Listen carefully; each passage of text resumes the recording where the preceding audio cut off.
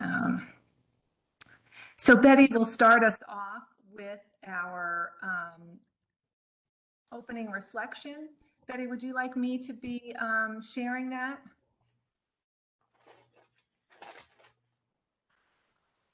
Betty, I think you're on mute. Okay. The infamous, can you hear me now? Yes. As we gather here, thank you for spending the time with us this afternoon. It is precious time indeed. And prior to this opening reflection, which is our opening prayer, because certainly it is a prayer, I want you to just take a moment as you're viewing it to see where you fit in and to see where potentially you can go with the reflection and what it suggests for your ministry. So with that, we'll play the reflection.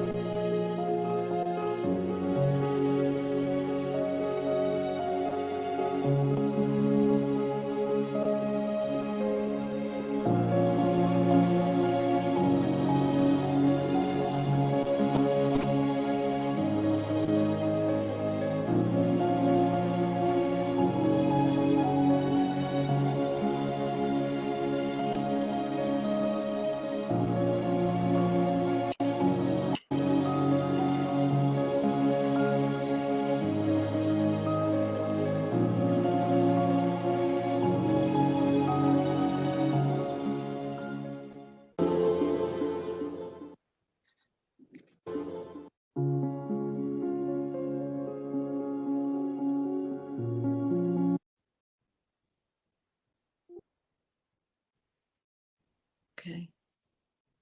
Thank you, Meg, for playing that. And in the interest of time, I would want to move into our ministry roundtable, but I would just ask you to keep in the back of your mind how often you have been a wing for someone else. And I want to personally thank you, especially at this time when we're heading into the holidays, to let you know that you have all been my extra wing at different times when I've needed encouragement, guidance, inspiration, mostly inspiration. And I would just want to leave you with that thought. Should we run short on time, to express my gratitude for all of the places that you've helped me fly. Thank you, Betty. Mm-hmm. And I know Jane's had a chance to chat a little bit with us, but let me introduce her officially. Jane Anderson is from Christ Congregational Church, who has really, I guess, coordinated the Because We Care program at that church for several years, and is going to share more about it with us. So thank you, Jane, for being here. Thank you. I'm delighted to share. It's been fun to kind of reflect on where we've come through the years. I would ask you, Meg, to give me a sign in terms of maybe about 10 minutes. Is that comfortable? Absolutely. And because I haven't timed my ideas here, so maybe to tailor as we go. Because We Care is a lay ministry of Christ Congregational Church, Silver Spring, one that emphasizes the appropriateness of congregational care, primarily in the form of being present and listening without judgment during times of challenge and change. In so doing, the goal has been to help members feel supported as they address their personal challenges, to help members of the congregation connect with one another, and to build a more caring and compassionate community. It emerged from awareness from some in the Board of Deacons that some folks in our church were falling through the cracks, experiencing significant life challenges without others in the congregation knowing of their situation or providing support. Previously, the church offered a Stephen ministry and a call to care outreach, both of which flourished, but eventually disbanded as staff leadership moved away. Designed to avoid such a collapse with the formation of a lay steering committee working with the senior pastor, Because We Care emerged as a new venture about 6 years ago. Design has changed over time, but presently feels pretty solid, with our senior pastor at the helm and a steering committee of about 8 persons, and a number of auxiliary persons helping with certain tasks. Training is expected, both initially and ongoing. Funding is now provided as part of the annual budget of the church. We receive about $800 a year, which mostly goes to supplies, library, and training resources. Our initial training of between 12 and 15 hours has utilized the guidance and support of your Betty from the Holy Cross Community Nurses. And over the years, Betty has provided invaluable modules on experiencing loss, confidentiality, and boundaries, and listening skills. The steering committee has developed policies and modules related to safe conduct, vulnerable adults, handling emergencies, spiritual conversations, and the art of healing presence. The concept that has emerged as the sort of the foundation concept of Untitled Chapter. A book has been particularly helpful to us in looking at the concept of the art of being a healing presence by Miller and Cutshell. Short but powerful. We've also pulled a lot of practical ideas from a newer publication. There's no good card for this, what to say and do when life is scary, awful, unfair to people that you love, by Kroll and McDowell. At the end of the initial training, we asked participants to verify completion of the various modules and a pledge to observe confidentiality and other safe conduct practices. The process ends with a commissioning with the pastor and congregation, and if requested, a mentor to support the new member in reaching out to others. Supervision is not structured into the program, but opportunities to talk about difficult situations or personal issues stirred up by the Because We Care experience are provided. One of our long-term goals is to increase the opportunities for Because We Care members to share their questions, concerns, and strategies with one another. We do have several professional counselors on call, along with our pastor, to assist with decision-making when referrals beyond Because We Care seem appropriate. Because We Care now offers members a range of ways to be involved. Follow-up phone calls after folks share something of a personal concern during the Sunday service. Short-term, that would mean several month commitments to touch base every other week and accompany someone through a difficult time. Longer-term relationships that extend from months to years. Writing cards and notes, right now numbering between 30 and 40 a month, go out to members that we're aware would appreciate being remembered. taking notes for the pastor at the door on Sundays, and most recently, becoming part of what we call the bereavement team that reaches out to significant persons when a death occurs, as well as on the anniversaries of the birth and death of the deceased, and during major holidays of importance to the family.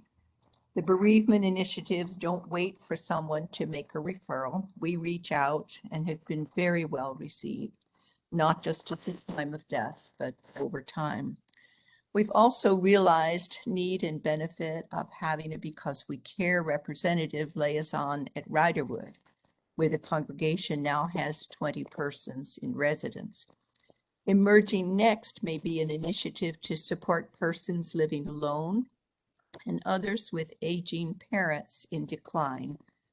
During the pandemic, we tried to give special attention by calls and cards and email and even some flowers to our frontline nurses, other healthcare workers, and our teachers.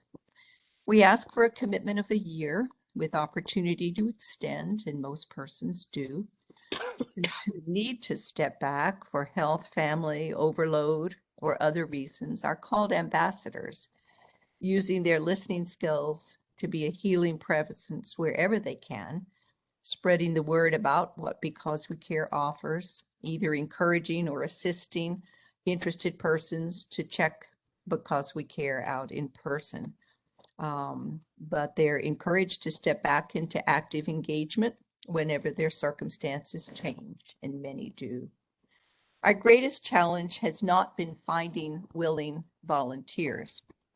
It's been finding interesting, accepting care receivers. We've been described as a congregation of introverts, reserved, rather private persons, usually shouldering their losses and their pains on their own. We've needed to work to overcome that image and to give attention to an image once shared. We were once described as a group of old retired ladies, and we had to do some work to overcome that. We've tried bulletin inserts, public presentations, an information table in the lobby, identifying name tags, pew cards, bulletin boards, a picture of members that has been shared on the web, and a website presence. So we've worked to broaden our image as a diverse group of men and women who respect privacy and confidentiality and are available to accompany others through times of particular change.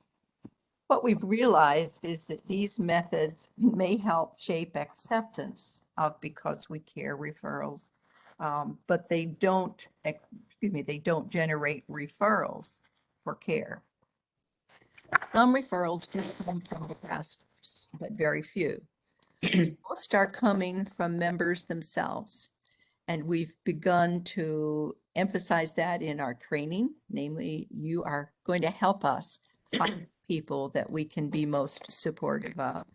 And we've also begun making cold calls, we call them, Sunday mornings following someone sharing something that would be appropriate to talk about a little bit more, and certainly when the deaths occur. And these cold calls are yielding genuine appreciation for someone willing to listen and just be present. And that's what Because We Care is designed to offer. How we doing on time?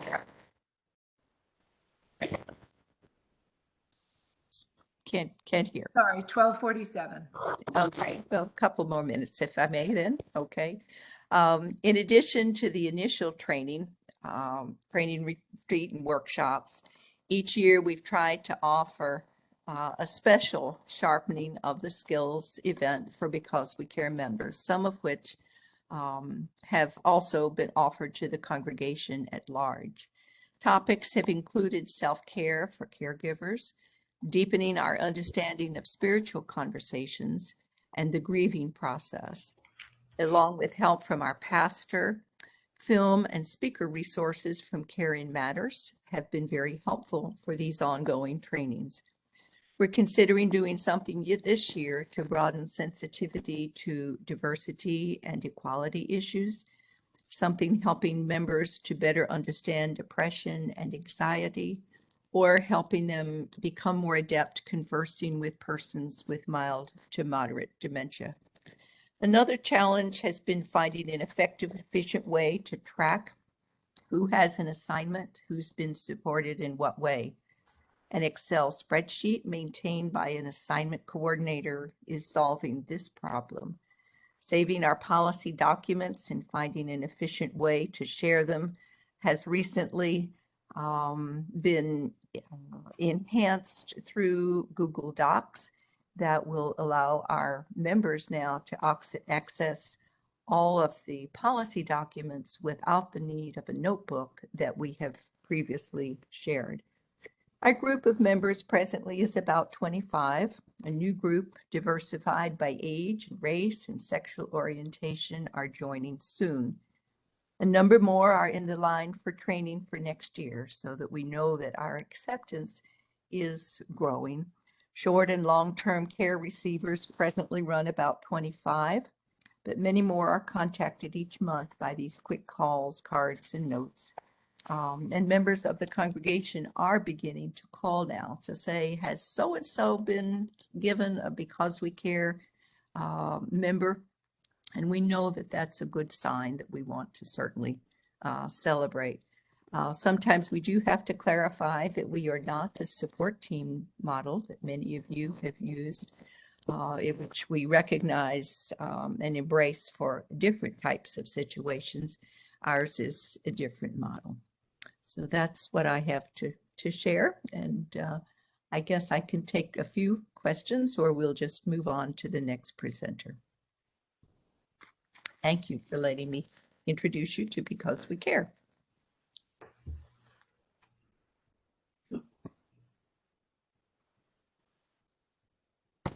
You, Jane.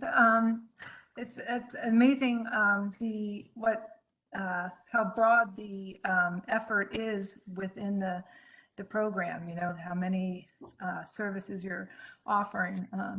If you have a couple minutes, I was just going to open it up for some questions before you have to jump off. Okay, my meeting starts at 1, so I can take a couple minutes. Okay. Could you put in the chat how to reach you? Sure.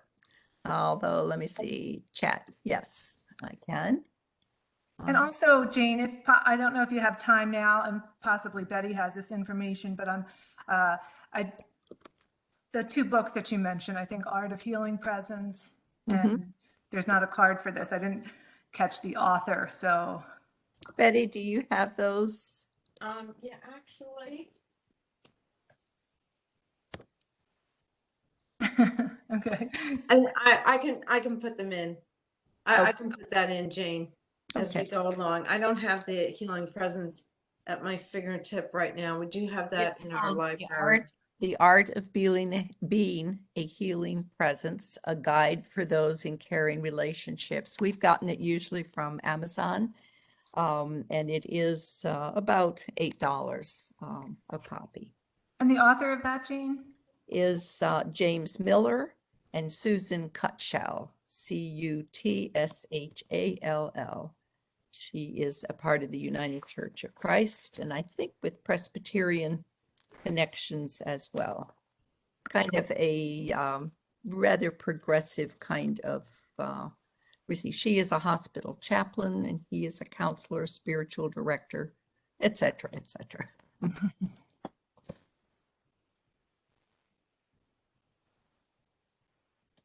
I'd be happy to elaborate anything more. Just reach out. I did put my name and email in the chat, and Betty is well aware of how we are functioning in lots of ways. So, Jane, what do you find the longest term relationships of the folks you help? Like, what are their needs? Is it mostly, elderly or? yes, Yeah. yes. The longer term ones are mostly elder persons who are dealing with a lot of change and a lot of loss and a lot of grief. So that it's not just a matter of companionship. In fact, we try not to send 2 people at a time because that becomes a more social kind of conversation.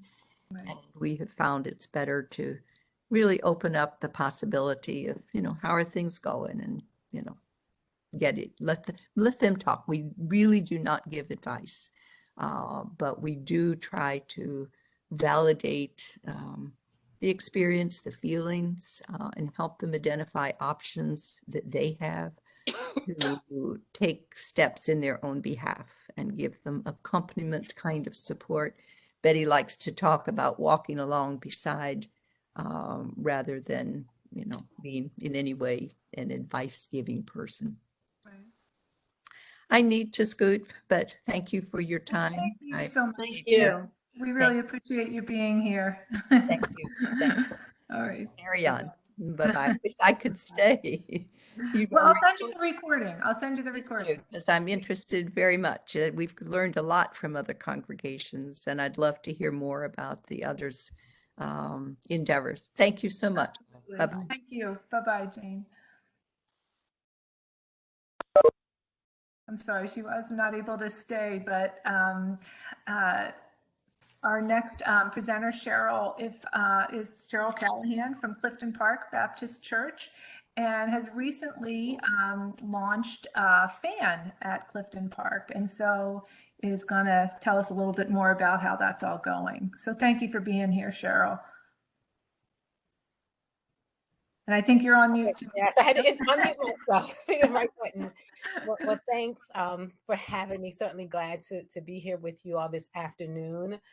Yes, I've been leading the health and wellness ministry at Clifton Park Baptist Church in Silver Spring for 3 years now. Started in 2019, and the first year, kind of coming to this ministry fresh, we thought it would best to kind of relaunch and reassess and seek the Lord on where He was leading us with this ministry. So the first year started with an informational session to just figure out who in the congregation was really interested and called to this ministry. And we used that year to develop as health and wellness ambassadors. And we did just a year of training without any specific programming. And then in 2020 is really when we launched our programming with a variety of activities. We, as you know, the pandemic kind of changed the kind of landscape of how we were able to do some things that we planned, but we really just re-envisioned it. The things that we planned, we took virtual. We did in May, Mental Health Month, we did a virtual mental health clinic, webinar with mental health professionals, trying to just educate and help people just deal with and cope with the pandemic. So we did a lot of things like that, just virtually trying to reconnect or stay connected with people. But this year we wanted to really try to, as people were getting vaccinated and still being safe, we wanted to kind of venture back into the in-person space a little bit more. And we did connect with the FAN program, Faith, Activity, and Nutrition program. I don't know how many people are familiar with it, but it's a program that was started by the University of South Carolina Prevention and Disease Center with support from the CDC and NIH. So several of us in the health and wellness ministry, as well as members, we reached out to a cross section of members in the congregation that represented different ministries. Our hospitality ministry, our health and our men's ministry, our women's ministry, youth ministry. We even got the kids involved. We got representatives from our senior ministry. So we had a wide variety of people involved in the training for the FAN program, which lasted, I think we did it for several months. We ended it in July. The training ended, and then we actually launched it in the congregation in October. We had a big launch party that was actually in person. We had activities. We were indoors and outdoors. We have a big gym at our church, so we used the gym to set up different stations for activities. We had a food demo table. We had a juice, a smoothie bar. Mhm. So we were, just wanted to really engage the congregation to continue to care about not only their faith, but their activity and their nutrition, particularly during this time.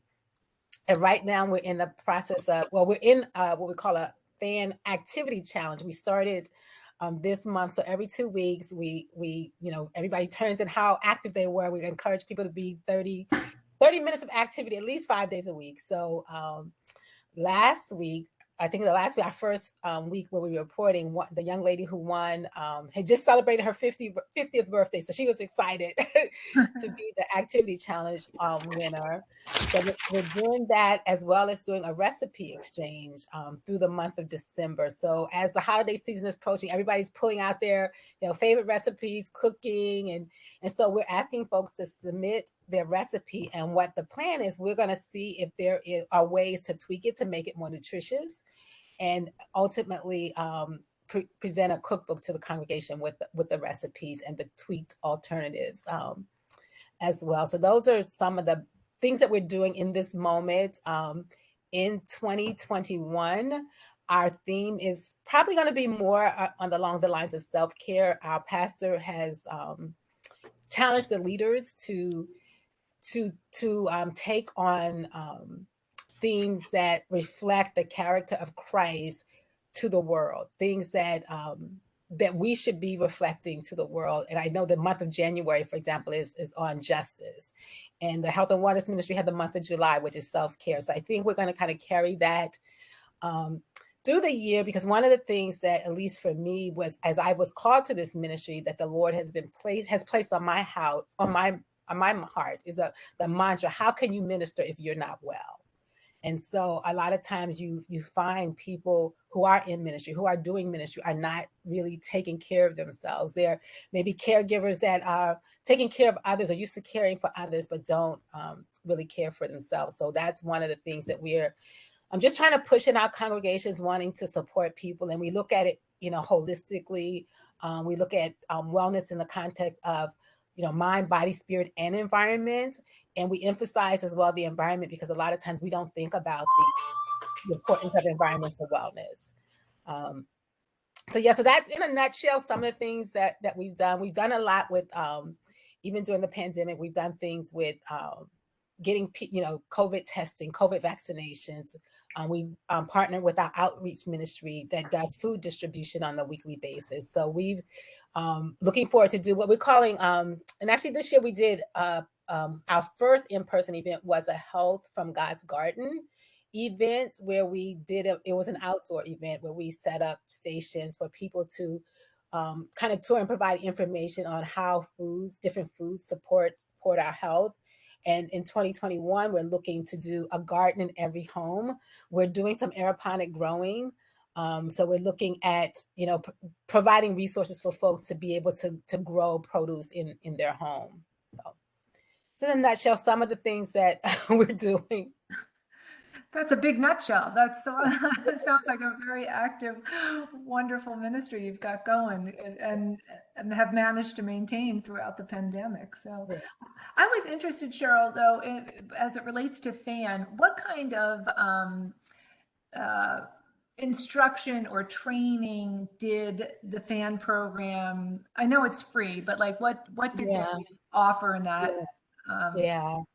Yeah. So it was, I would say, first of all, it was an excellent program. I would highly recommend it. So it was a video, it was offered by video, and we chose to do it because we're in the pandemic.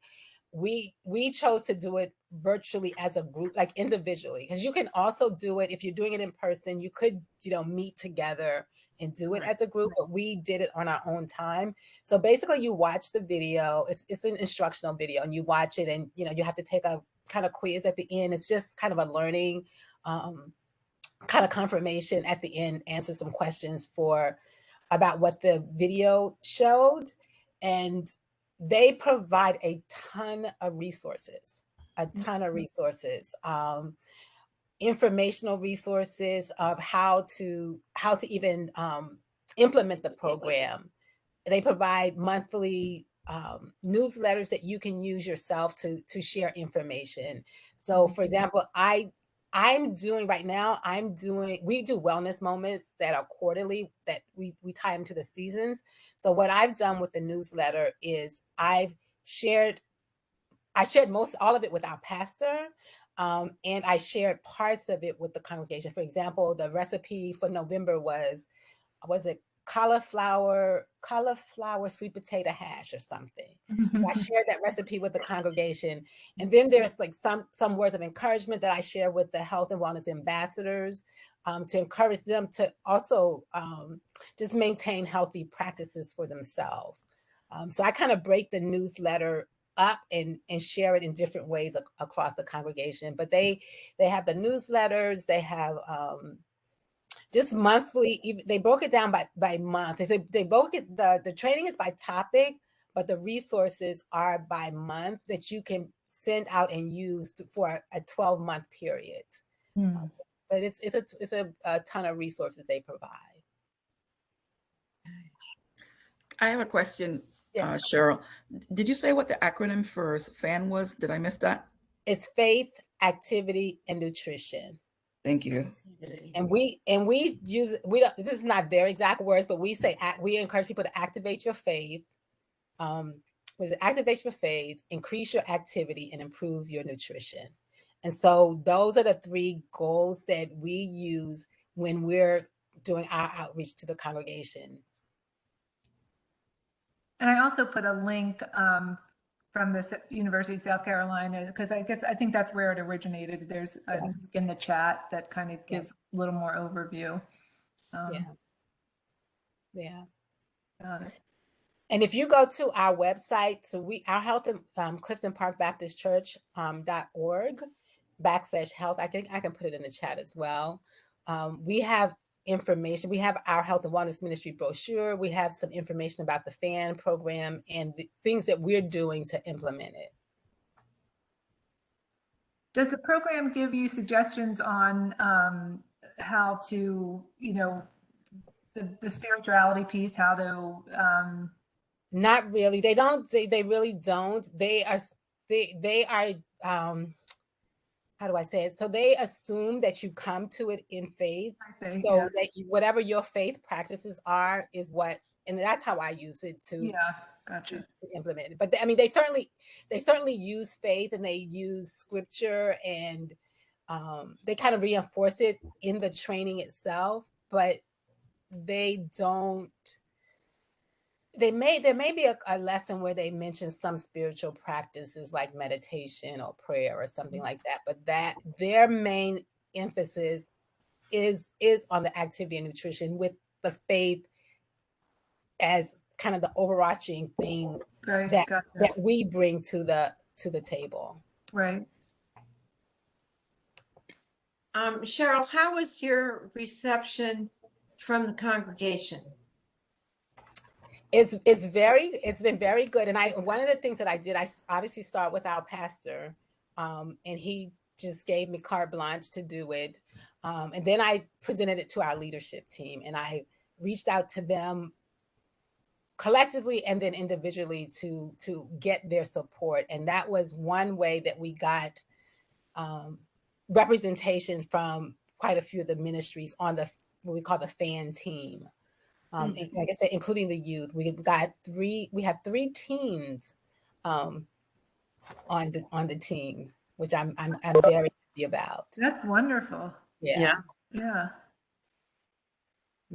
And we created for the activity, we created what we are calling the CPBC Shuffle, which is a line dance. And we'll be premiering that early next year. One of the things in the FAN training, they obviously encourage activity, and they say, and I'm just going to put a plug in and say, every meeting that's over 30 minutes, you should get up and have some kind of movement at least at 20-minute intervals. Mm-hmm. And so they would do that in the training. And that was one of the critiques of our team, was that they didn't like the dance. They didn't like I said, well, if you don't like the dance, then we need to create our own. So that's what we did. We had one of our members of the ministry who's not on the FAN team. We asked her, we said, you like to dance? We need a line dance that we can do. So we're planning to premiere that for the congregation next year, early next year. That's wonderful. Yeah. I hope that gets on your website too. Yes, it will. It will. We have a few video clips of us doing it. Oh, good. Doing it, so we got to put it together. Uh, Cheryl, I don't know if you mentioned this initially, but do folks who join, do they need to commit to a certain amount of time, did you say? Or is it kind of just please come and Yeah. see? So at least for a year, although they know me that you're not you're not getting off after a year. If you, I mean, yeah, I mean, obviously, if it's not something that you feel called to, definitely, do what the Lord is calling you to do. But I think most people that have joined or participating were surprised at how much they enjoy it. So I expect, especially the teens, they've really surprised me, pleasantly surprised me.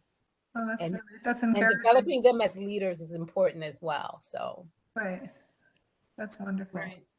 Yeah, I really like the way you reached out to a cross section of ministries, because this is not a young people's and old people's, these people's, those people's issue. This is all inclusive, and so I think the teens will be a great motivator, because it causes the adults to want to be good examples for them. And so that in itself, I think, will work really well for you, to have that useful energy, and to try to use it to motivate other persons that maybe have forgotten. Yeah. Thank you. Yes. Cheryl, we really appreciate you taking the time to share that. And it sounds like things are, that you've really invigorated a lot of folks, and we'll be interested to hear how it continues to go. Yes, So, yes, we're definitely excited. Thank you so much. no, thank you. And next, I would like to introduce Dortia Gonzalez. Yeah, I've been taking so much note on yours, Cheryl. I have to go back to my own self. Hold on a minute. That's okay. I'm We're one of those delighted you're obsessive here. note takers, but Well, thank you for being here from First Baptist Church and sharing a little bit more about the Grief Share program that you've been involved in. yeah, like I'm one of the old timers from Holy Cross. I guess I've been in with the program for so long. But when I started, I was at First Baptist Church of Laurel. So that's probably what you're thinking, Oh, because I was there for 25 years. So, very good. and so then I moved on to Hampshire View Baptist Church. And at First Baptist of Laurel, I did the health ministry, the wellness ministry for almost 14 or 13 years. And then I went in, I transferred that wellness ministry over to Hampshire View Baptist Church. And since the pandemic, we've kind of put it on hold. And in the process of putting it on hold, but during the wellness ministry, I'm hoping that we can restart it. We've been doing it for so long. I could probably do it in my dreams, but we got a lot of community involvement, a lot of sponsorships, brought people from Alexandria to do cholesterol checks, every check that you could think of, partnered with other groups and got sponsorship from community leaders financially. I have a thing about not having the church pay for anything that's outreach related. I try when I any ministry that I have to kind of find some financial backing from the community, sort of get their investment in whatever's happening in their local area. So I'm hoping that we can restart it at some point. We put it on hold, and in the process of putting it on hold, and God's trajectory for us is always kind of different than what we think we're doing. So he kind of shooed me towards the grief ministry, and that was not in my plans. But I have the hospice background for over 20 something years, so I guess that was bound to happen at some point. uh, so that's where I started the grief ministry. And I started it slowly by doing a remembrance tree, implementing that from hospice philosophy. And, the hospice usually has a candle lighting tree in the process. And I started that with the remembrance tree, the grief ministry. And and it kind of trickled into somebody asking me to do the grief share. So the grief ministry itself has the remembrance tree, the remembrance ceremony, and we do some direct counseling for people who have lost someone, a one-on-one counseling. And then the grief share was added in. And grief share is very structured. It reminds me of chronic illness kind of setup. It's very structured, a very structured program. It's great because it forbids you from straying away from what's there. And everything has been done already, so you really don't have to reinvent anything. But you do have to follow. They're very. It started with a church initiative, so let me go into that first. The church initiative program from North Carolina is a very large program. I think worldwide. It's a worldwide program for local churches. And they have actually other programs other than Grief Share. There's a single parenting program. There's divorce programs. So they offer different resources for the community, and Grief Share is one of them. The initiative itself focuses on their concepts, or their main constructs are Christ-centered, biblical-based, and the third one is that they focus in on local ministries, local churches, wherever it is that they go. So it's not only in the U.S., and that's the beauty of that. So any church can just go on and participate on that by going griefshare.org and look up a group or try and create a group yourself. They do provide Grief Share itself under that initiative is a 13-week cycle of different topics each week.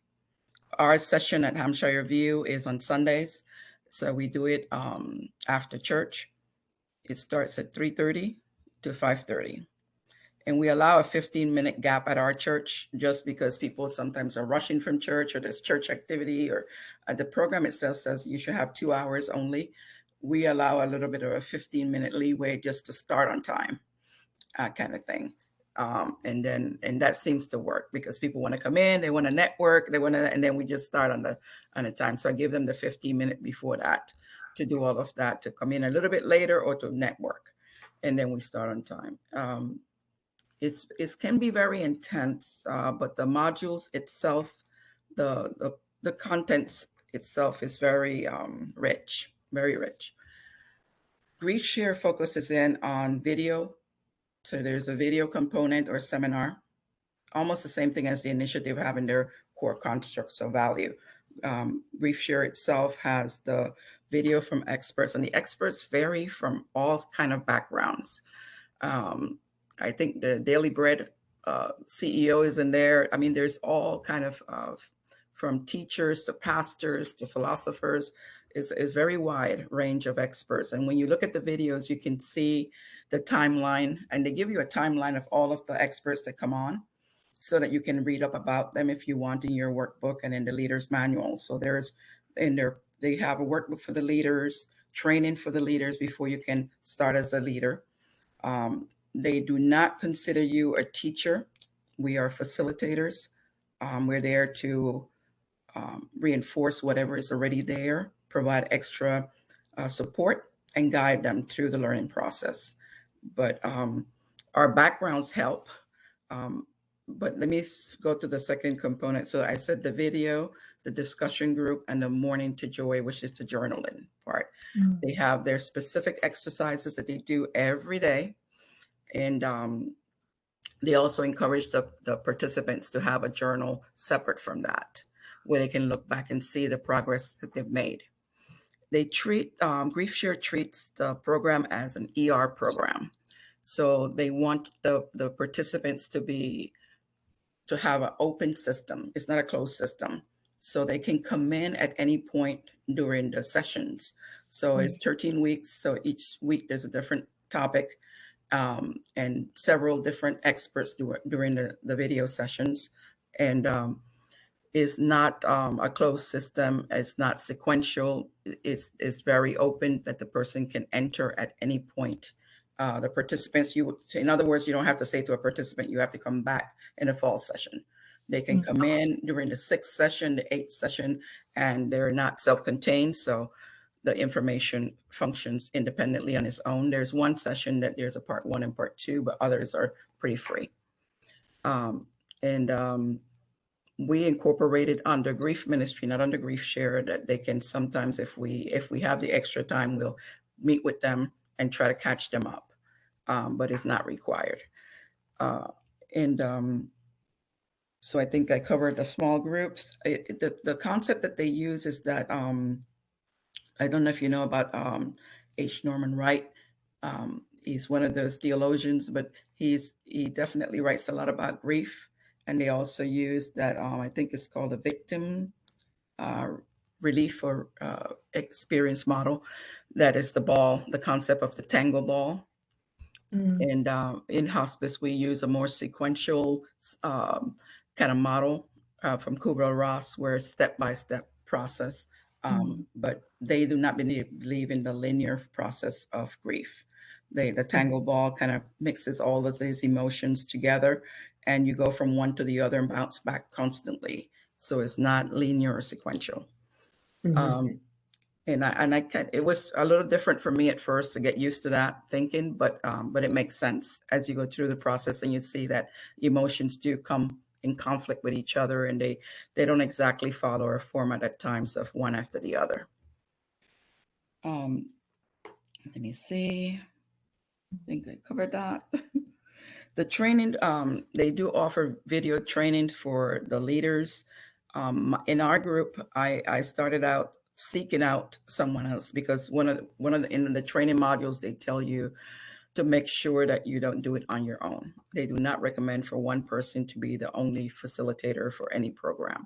You may start out that way, but it's not the recommended version of what they want. They encourage you to seek out other people immediately if you even started it on your own, because they emphasize the need for a team approach. And just to prevent burnout. It really makes sense. And so I sought out one of my previous pastors at First Baptist, because he had the grief share program at First Baptist. So I was relying on his counseling expertise, because he had a counseling also group, and he also did grief share. When I was doing wellness at First Baptist, he was doing grief share. So I kind of piggybacked on that and asked him if he could join me as a facilitator, and he has. So we do ours online. Some of the resources, I am one of these extreme, I'm always writing, so pay no attention to my supposed bookmarks. But this is the workbook for the participants. It's called From Mourning to Joy. And they asked them to do, there's a very, very structured program. So as you're looking at the videos, there's all of these segments that you follow, and you're answering and you fill in as you go. And the leader's manual is also very structured for the leaders. We have to kind of go through the process during the week, prepare our classes. Even though the material is there, you have to follow the agenda. Go through with each participant the guidelines, and such as confidentiality. Make sure that they know that the information will be shared with the pastors if necessary.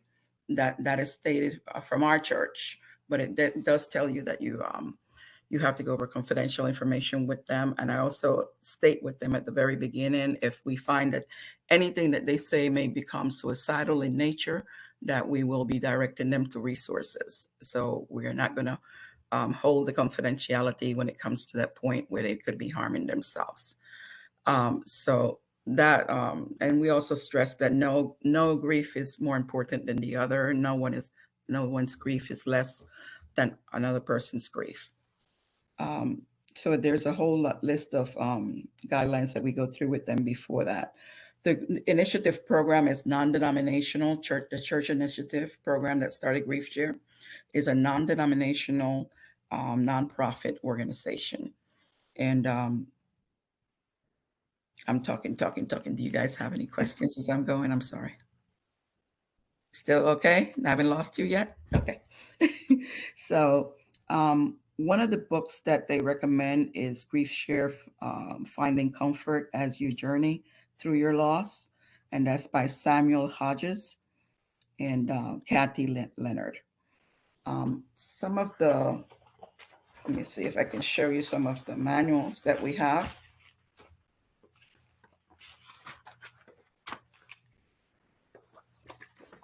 So this is the leader's guide here. And it gives us basically our format for our agenda for the day. So we just go through the agenda for the day, the dynamics, the overview. We do discussion questions from the previous homework that's assigned in their journey to joy, morning to joy journaling. And everything is biblical based. And that's why the module has been applied to churches. They do keep up with the leaders or the facilitators by having little mini modules during each session or during each winter session or fall session. They're very, the website itself is extremely resourceful. There's a lot of resources on the website. So this is the video package that they encourage the churches to get. And it has all of the videos in it, and the leaders training is also in it. I actually just hook up directly online. You have you can use the videos, which is where I started out at first, but it was I prefer to just go directly to the online site and just turn on the videos from their site, and it works. But this is the backup, just in case something goes down with the link. You should always have your backup system. So I had to purchase an old DVD and go through the whole thing and try to learn how to hook all of that up. But and I was terrified of Zoom, but when everything went south, Zoom became your friend, right? Yeah. So, so then we have them during the holiday period. They also encourage you. We started out with only one session, which was the winter session.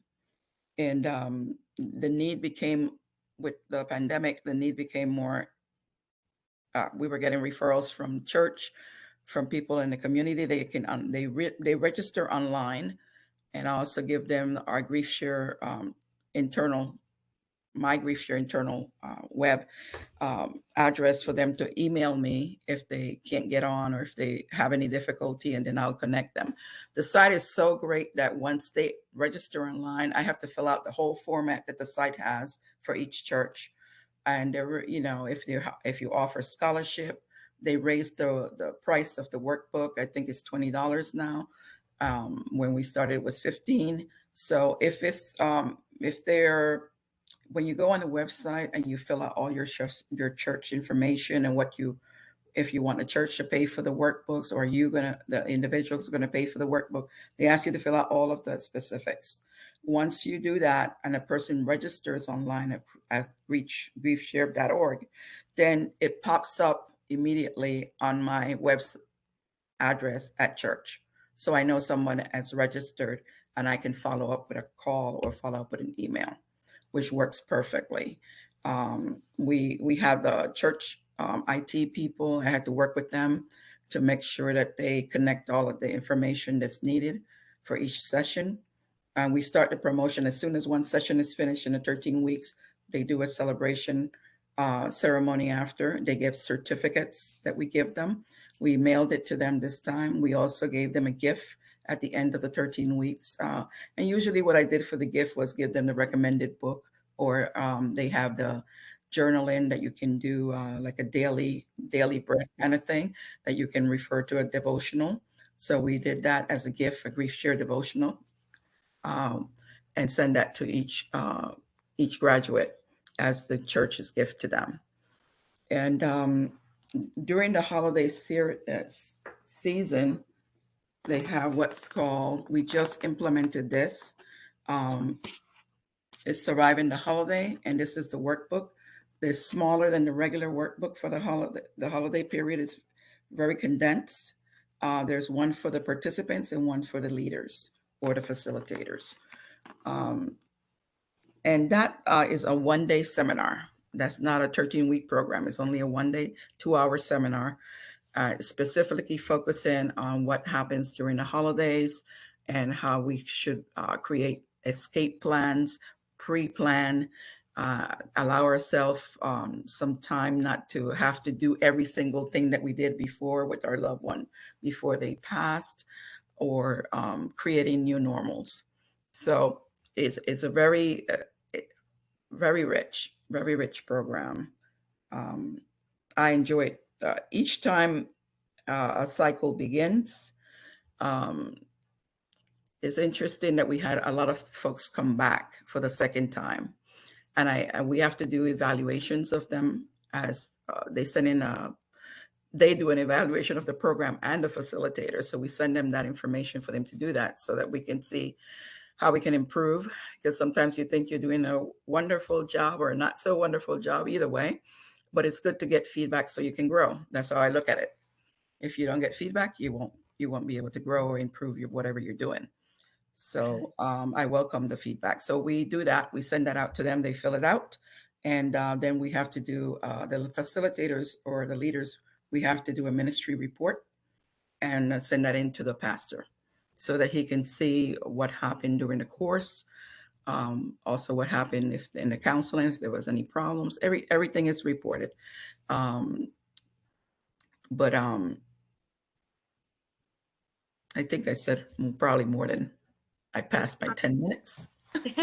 That's okay, Dorothy. Thank you for sharing. I think Meg ran into a little video problem here, so I will just pick it up. But thank you for sharing. And it surprised me that you had people coming around for round 2 in such a difficult situation. I think that really does speak to the growth opportunity for your participants, and of course to your expertise in that you were able to create an atmosphere that they felt comfortable coming back for more. I have one quick question. Did you have any persons drop out or like come to one session, not for 2, then drop in again? Was there a back and forth Yes. of attendance? Yes, there is part of the training that you go through is the leadership training. There is a leadership with the resources they offer. They have a leadership zone for leaders to Yeah. go in. They have a forum where we can exchange ideas from different Right. countries. Everything is there.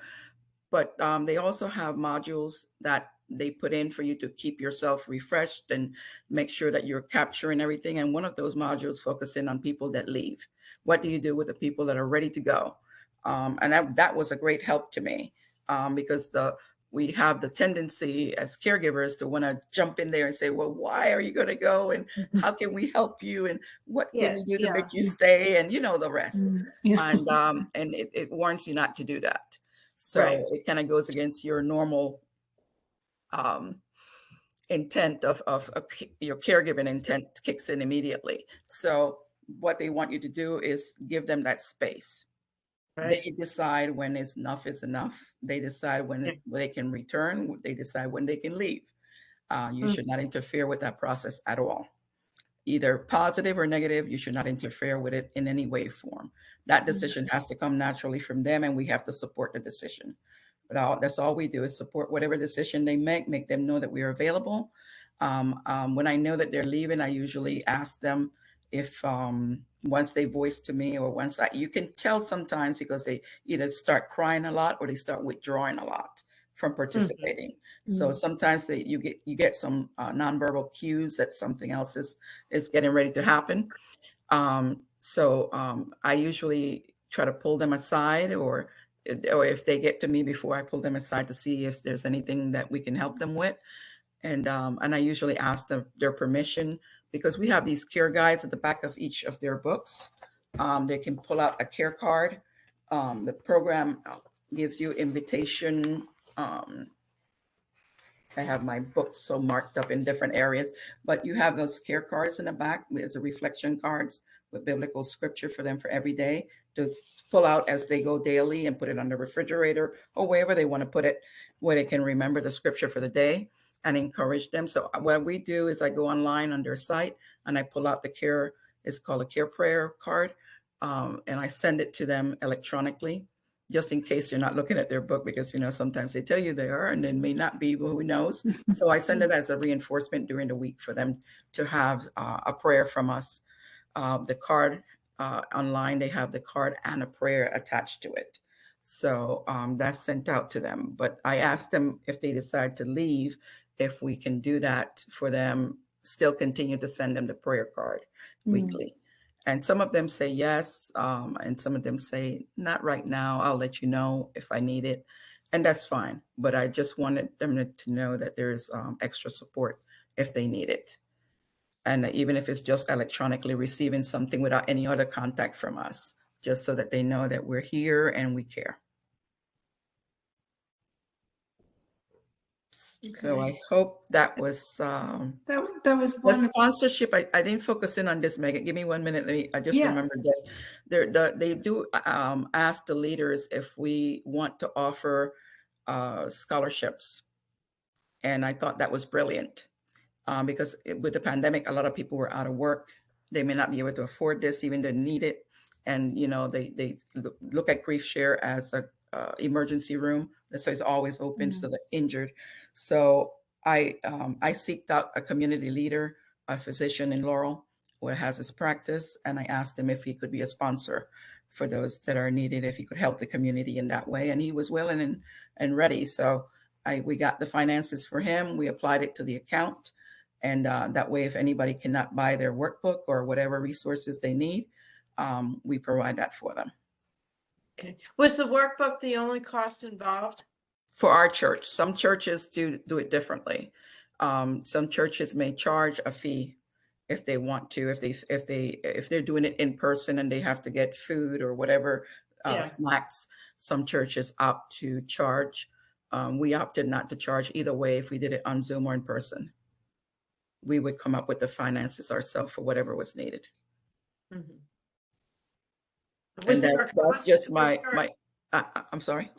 Was there a cost to buy the facilitator guides, or was that like $20 too? Just like the workbooks? Well, I think they both went up. I didn't check to see what the leader's fee was, but yes, there's a cost for the leadership. That's why it's good if your church has a fund for your ministry, you can get it from there. Our church provided it for us, and then I used the church funds for that, but I used the scholarship fund for only the participant stuff. So you decide what you want to use it for. Right. So it's not an expensive program to get up and running. No, not at all. Okay. Not at all. It's very self-contained. All the information and everything is provided for the person who decides to do it. And there is a lot of churches. I want to say like 120,000 churches or something, but it's a pretty wide range of worldwide. When we go on the forum on the site, and there's a forum for leaders and people that just want to communicate from different countries, you see all kind of nations answering back, and it's beautiful that how we can link, we can come together. Yeah. Great. Well, Dortia, thank you so much, and I apologize for my technical difficulties. But no, it's fine.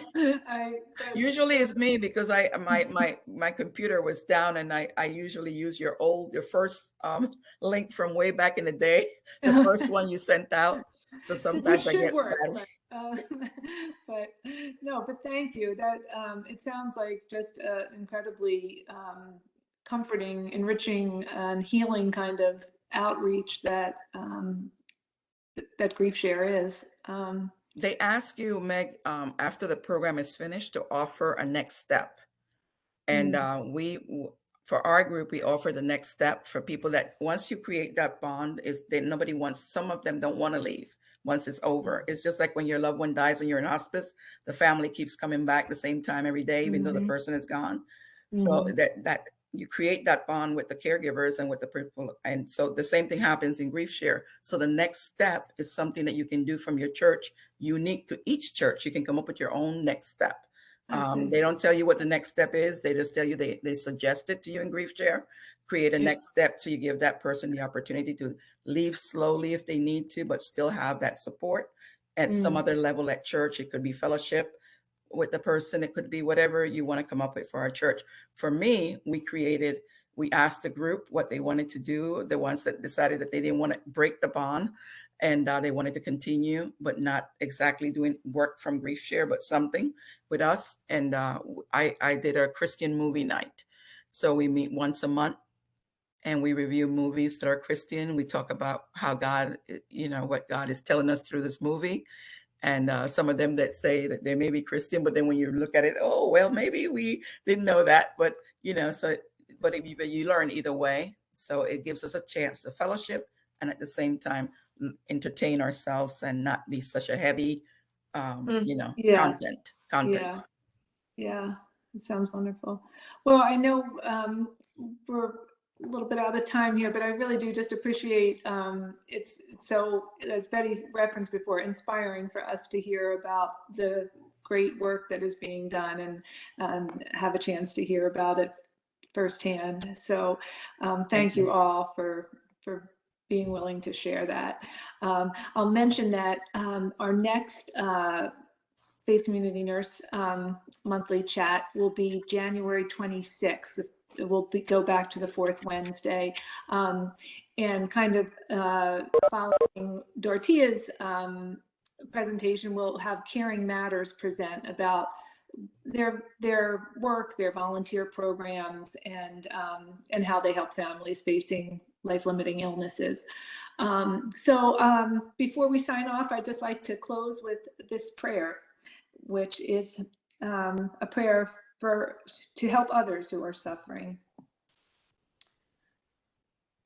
Heavenly Father, thank you for your loving kindness and heart of sweet compassion, and thank you that in my times of deep distress and suffering, you have gently brought other people alongside me to walk with me through the different seasons of my life, to comfort and encourage, to help and to advise. Thank you for all those whom you have used to draw near to me, to be your hands to help, your arms to support, and your heart to love. Thank you that you never forsake us nor leave us comfortless, but so often send showers of refreshment through your many faithful witness and other avenues of support. Thank you, Lord, that you truly are the Father of mercies and God of all comfort. And I pray that just as you have used many of your children to draw alongside me and accompany me through those troublesome times, that you would take my life and use me as a vessel of comfort and solace to others who are facing similar difficulties and are themselves in need of comfort and help. Use me, I pray, to comfort others who are suffering affliction with the godly comfort with which I myself has been comforted by you. I ask this in your name. Amen. Amen. All right. Thanks again, all. Thank Okay. you. Hope you have a great Just rest of in your day. closing, a Merry joyous Christmas to everyone. Yes, Merry joyous Christmas. Christmas season Okay. to celebrate and to come together. And I pray that it will usher in a fabulous 2022. Thank you. Good doing you there. you. Thank you all. Thank you.